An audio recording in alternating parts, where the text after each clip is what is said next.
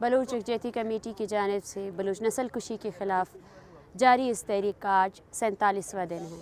ये तहरीक बलूचिस्तान समेत पाकिस्तान में जितने महकूम अक़वाम हैं उन सब की एक मुश्तरका आवाज़ बनकर उभरी है और इस तहरीक से जुड़े हुए हर उस शख्स का मैं दिली मशकूर हूँ जिन्होंने इन औरतों, बच्चों और बूढ़ों के दर्द को समझा और इनकी तकलीफ़ को समझा और जबरी गुमशुदगी जैसे गैर इंसानी अमल को के ख़िलाफ़ हमारे हम आवाज़ बने। इस तहरीक के आज 47वें दिन में हुकूमती संजीदगी का आलम यह है कि हमारे जायज़ मुतालबात को पूरा करने के बजाय जबरी गुमशुदगी के शिकार अफराद को अदालतों में पेश करने के बजाय एक पूरी स्टेट की मशीनरी हमारे ख़िलाफ़ लगाई गई है, जहाँ मिस इन्फॉर्मेशन के ज़रिए इस जेन्युइन पुरअमन तहरीक के ख़िलाफ़ नेगेटिव कैंपेनिंग की जा रही है। और इसी तरह इस तहरीक के चलते हुए इंटरनेट शट डाउन किया गया है और वो मीडिया जो यहाँ बैठी हुई औरतों और बच्चों को कवरेज देने से कासिर थी, वही मीडिया पूरे नेगेटिव कैंपेनिंग में इन्वॉल्व है, जो जबरी गुमशुदगी को जस्टिफाई कर रही है, जो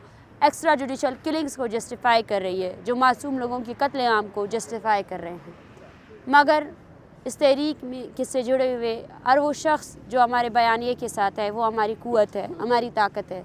इस तहरीक से जुड़े हुए हर शख्स को आज हरासगी का सामना है, थ्रेटनिंग का सामना है। यहाँ मौजूद मुझ समेत तमाम अफराद जबरी गुमशुदगी के शिकार अफराद की लिस्ट में आ सकते हैं और हमें आपके साथ की सबसे ज़्यादा ज़रूरत है।